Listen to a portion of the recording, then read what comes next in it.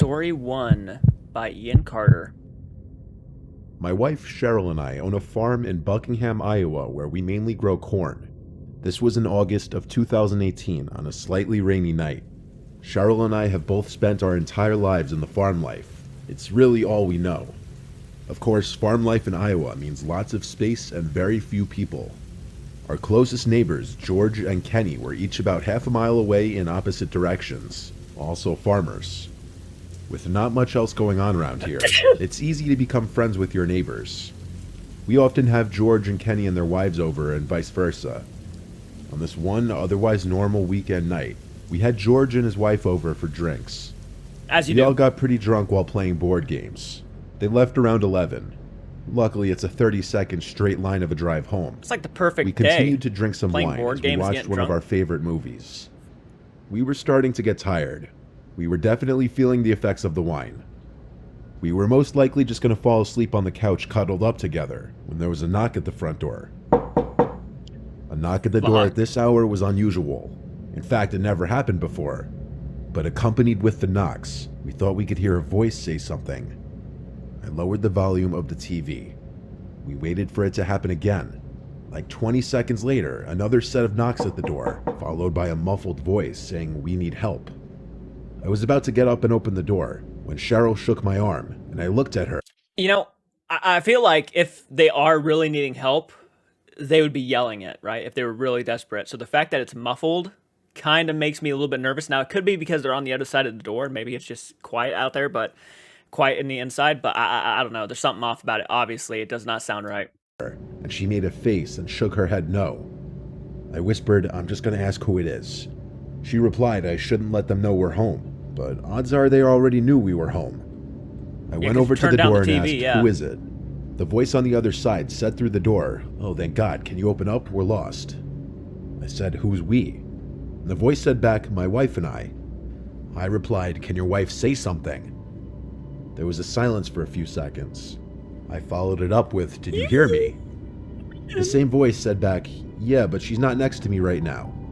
That's not good. This is where red flags started going off in my head, and I started to realize the voice sounded a little off, like a man trying to make his voice sound a little higher.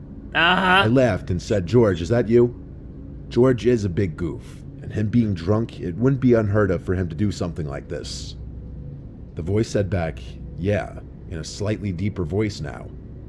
I almost felt relief, believing that it was actually George. You opened the door? I didn't want to open the door just yet before confirming. Good. Having someone knock on your door out here late at night claiming to be lost doesn't happen.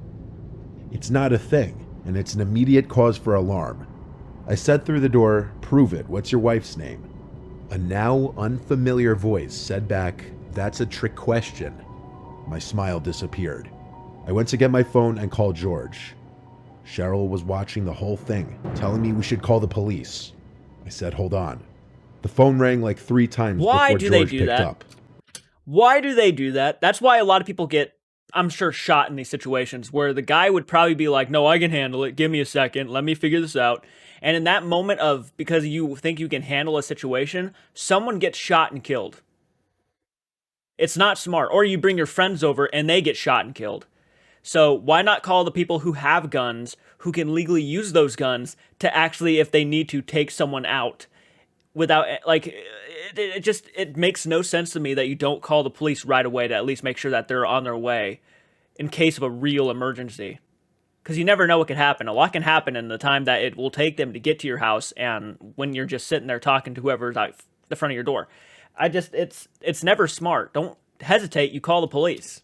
Right away, I said, are you at my front door right now? And he said, no, why? I told him there's someone at our front door trying to trick me into opening it. He said he'll hurry right over, and we hung up. Keep in mind, all of us were still drunk during this. There were knocks again at the door. I yelled, I have a shotgun waiting for you if you don't leave here now. The voice said back, we're just trying to use a phone, that's all we need. And why were you... Cheryl called 911, which out here, it takes an extremely long time for an officer to arrive on scene. Why would you wait? We heard footsteps walking around our wooden deck that wraps around the house. A couple sets of footsteps, actually. That scene. They stopped at one of our windows, which had the blinds closed, and we heard one of them attempting to lift the window open. This caused Cheryl, who was still on the phone with 911, to scream, leave us alone. I followed suit and screamed at the top of my lungs to get the fuck out of here or I'll shoot you. It took me that long to think to run upstairs to grab my shotgun from the closet. Literally a few seconds later, there were more pounds at the door, and this time it was actually George's voice yelling, "Open up." I let George in, who also brought his shotgun. He said he didn't see anything or anyone as he pulled up. He stayed with us until a police officer came to the house. He did a quick little scan of the property with us, then left. We took heed of his advice in installing a camera in the front and back, surprisingly something we never thought of until this incident. Still gives me chills that all that was keeping out whoever was on our front deck that night was a wooden door.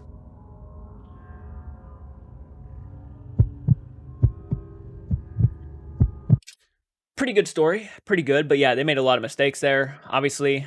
I was not in the situation myself, so I can't really tell you what I would have done in that situation. I would have known if I had a shotgun and access to it, it would have been the first thing I'd have grabbed. I'd have been like, "Hey, honey, can you go upstairs and grab my shotgun? I'm going to stand right here next to the store." And then if they didn't leave, I would cock it next to the door. All right, you asked for it. But no, I would have called the police first thing. I would have made sure that they were already on their way, and whatever would happen in the time leading up to it would have happened, but I definitely would have made sure, just like him, to at least let them know that I did have a shotgun. And if I had to cock it, I would have opened the blinds and then, all right, you asked for it. Something tells me they probably did not have a weapon, so they were probably just hoping to get in, take advantage of the guy, put him down like on the ground or something, and tie him up or whatever, or maybe they had a knife or something, and they brought a knife to a gunfight, and in that case, it makes sense why they would book it. Yeah. This story takes place at my grandparents' farm in the summer of 2018. I was alone one night since my grandparents were away. I was getting paid to watch the farm for a couple nights. On the last night, I was watching TV in the living room when I started to hear a strange noise coming from outside in the cornfield. At first, I shrugged it off because I figured it was most likely a deer. That was until I heard all the cows start mooing at the same time. Usually you would hear maybe one cow moo at a time, but when every single cow starts mooing, then something is wrong. Something or someone would have to startle them to make all the cows freak out like that. I was the only one at the farm, so it was of course my job to see what was going on. So I went to the closet to get a coat on and go outside, but just as I was about to go outside, I heard a very high-pitched cow scream. I stood still for a while, shaking in my boots. Something terribly wrong was going on with the cows. I quickly ran upstairs to my grandpa's room. Under his bed, he always keeps a few guns. I loaded his hunting rifle and went outside. The cows still would not stop mooing, so I went into the barn to check. There was nothing out of the ordinary. All the cows were still here. That was until I walked further down and noticed that one cow was missing from his stall. It didn't make sense. Someone was trying to. I was sure he was tied up to the stall the last time I saw him. Then I thought I could hear a cow make a high-pitched moo sound from the cornfield outside the barn. So I went outside, but while I was walking to the field, I swear I heard what sounded like people talking. I finally had enough of this. I fired 2 rounds into the air. Everything went silent. Yeah, the cows were quiet, and I couldn't hear anything from the field. That was until I heard the footsteps in the field. I didn't know if I had the balls to go inside the cornfield, but I had to do it anyway. This is the exact reason farmers have guns, and I couldn't just hide inside the house with trespassers in the field. I started to walk into the crops, and I could hear many pairs of footsteps all beside me. I was getting even more freaked out as I continued to walk deeper into the field, and then I froze. Down one of the rows of corn, there was a person in all black standing a few feet away from me. I rose my gun up, telling him to get out of my field. I wasn't bluffing, I was ready to shoot, but he never moved. So I fired another round into the air to scare him off, but he still didn't move an inch. Then he actually started walking towards me with his arms slightly out, as if telling me to lower my weapon. I aimed my gun at him again, screaming at him to go away. And that's when I made the horrible realization that I was surrounded by people dressed in dark clothing. Like at least 6 or 7 other people. That was only the people I could see. Who knows if there were more. I just started firing. And as the one guy got closer, I realized something. He, along with the rest, were all wearing these creepy masks. The man stopped approaching me as I started stepping backwards. They all stood in silence for a moment. I cannot explain the fear that I was experiencing. I thought I was about to be killed. That was when they all started chanting something. I couldn't understand it. It They sounded probably like killed a the different cow in language, sacrifice. but the chants almost sounded like a song, and I started wondering if they were about to perform some kind of sick ritual on me. That was when I took the opportunity to run as fast as I could down a few rows of corn. When I was out of breath, I stopped and fired about 6 rounds in their direction. I heard a bunch of footsteps and... Why are you wasting all of your ammo? And especially if you know there's more than one. I probably would have shot the fucking guy. Yeah, I'm not gonna lie. In that situation, I would have shot the guy. And then I would have turned my gun to the next one. Sorry, I know that might sound fucked up, but at that rate, man, you're in the middle of the cornfield, it's pitch black at nighttime, there's a guy walking up to you, your cow's bit missing, and now they're chanting something? Fuck that. Nope, I'm firing. You're on my property, you're doing some creepy shit, I'm firing. Rustling crops going in the opposite I'll blow your direction. arm off. I finally scared them off. I ran back towards the direction of the farmhouse and stopped. I saw something on the ground, and what I saw has stuck with me, scarred me. There was a cow head sitting in the middle of a circle of candles. I wanted to yak, and as soon as I got back to the farmhouse, I did. I grabbed the house phone and called the police. I told the operator everything to the best of my ability. She said that an officer would be there soon. After I got off the phone with the police, I called my parents explaining the situation and asked them to come pick me up. My dad said he'd be there in an hour. I sat upstairs in my grandpa's room, shaking and crying at the same time, waiting for what felt like an eternity, until I finally heard a police car outside. I ran outside to the officer and never felt happier in my life. I bet. I told everything to the officer. He searched the barn and then a little bit of the cornfield, and he found the cow head. He called up a search team after that, as this was now an active crime scene. Yep. When my parents arrived, I, along with the first officer, had a talk with them about everything that happened. Thankfully, my parents took me home after that. My grandparents took this very seriously, of course, and installed a high-tech security camera system all over the farm. Who knows what kind of group that was, but clearly they were doing some kind of animal sacrifice ritual or something. Probably devil I just happened worshippers. to be the unlucky one home alone on the farm they chose to do it at. Fuck. Feel bad for the guy. Dude, and it sounds like this is a kid, obviously, so I shouldn't give him too much flack, but in that situation, if I was the grandparents and I had my grandson or something watching my farm, I would be like, here's what you got to do. If anything seriously bad happens, you know, call the police. First thing you do is call the police. You stay inside, you keep the gun pointed at the door, and if anybody comes in, you blast them. It doesn't matter who they are, unless they are the police officer or your family. I mean, it makes me think about situations like that, though, a lot. Like, seriously, it's pretty crazy stuff.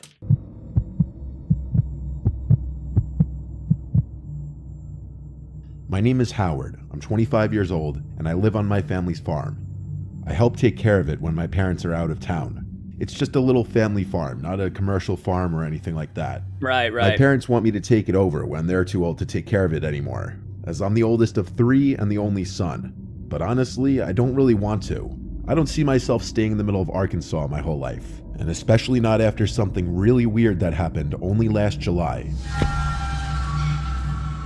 My parents were on a romantic trip for a week, so it was my 2 sisters, Crystal and Morgan, and I taking care of the property while they were gone.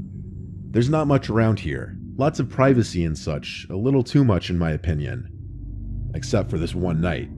It started later on in the night, as it was approaching time to go to bed. My sisters do college online. Crystal takes summer courses, and so she was in her room on her laptop doing work. Morgan and I were just hanging out watching some dumb show in the living room. All 3 of us kind of want to get out of the farm lifestyle. Me especially, since I'm oldest and in the prime of my 20s. One dreaded part of farm life is the predators, though. Not just the animals that come and eat your produce, but the people that come and steal from you. Believe it or not, it happens. It hasn't happened many times to us, but it does happen. We have a few guns in the house for this exact reason. Our 2 dogs outside suddenly started going crazy in the backyard. Something spooked them for sure. I first thing went outside to the yard to see what they were barking at. They both were looking in the direction of the crops, going crazy. I yelled at them to shut up, and they went quiet. I stepped right in front of the crops and listened. I heard a whistling from inside of the cornfield. Oh, no thank you. It was undoubtedly a human's whistling. It has to be. I don't know what any animal can This was whistle. the first time I was experiencing a trespasser on the property with my dad not here. I had to hurry. What else whistles, man? What else? A bird? I guess birds, yeah. I guess it could have been a bird, but if I hear a whistle at my crops and my dogs are going off, I'm assuming it's a person. And that's when I'd be like, you have about 10 seconds to get your ass off my property. Inside to get one of the guns. The dogs started barking again. I told my sisters that someone's outside in the cornfield and I had to go chase them away. They both said that was a terrible idea to go run into the cornfield in the dark. And they knocked some sense into me when I realized they were right. Yeah. I also realized how downright terrifying that would be. So instead, I went out back to the dogs once more going crazy, barking in the direction of the crops.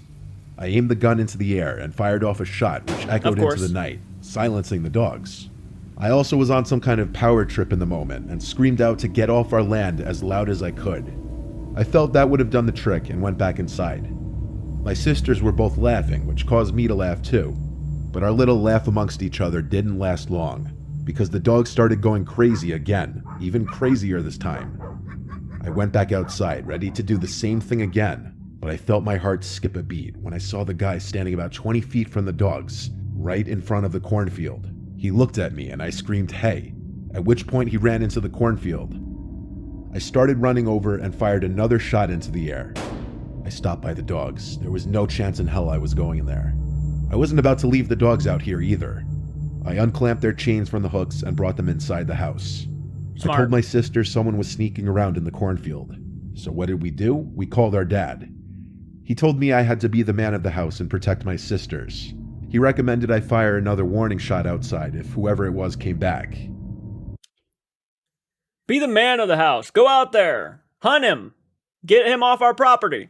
Protect your sisters. I'm not sure if the dad is intending to come to the house or not, but if that was my kid, man, and it doesn't matter how old he is, if that was my kid and he told me this, I would be doing a U-turn and I would be fucking driving through my cornfield, just fucking trying, hitting the crops and everything and just waiting so I can see him and I can hit him with my car. Like, okay, and what if this guy is a fucking serial killer?